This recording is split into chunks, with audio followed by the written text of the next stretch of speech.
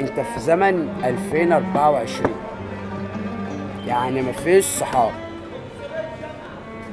2024 الصحاب دي ايام جدي وجدك وابوك، ممكن ابوك لحقهم شويه، فاهم. لكن انت في زمن 24 لا صحاب، كله خاينين يا صاحبي، الصحاب كلها خاين.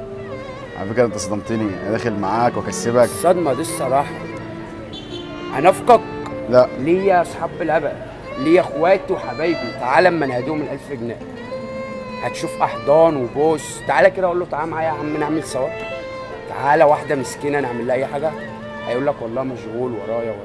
قول له في 1000 جنيه يا مرحب بيك، ال 1000 جنيه.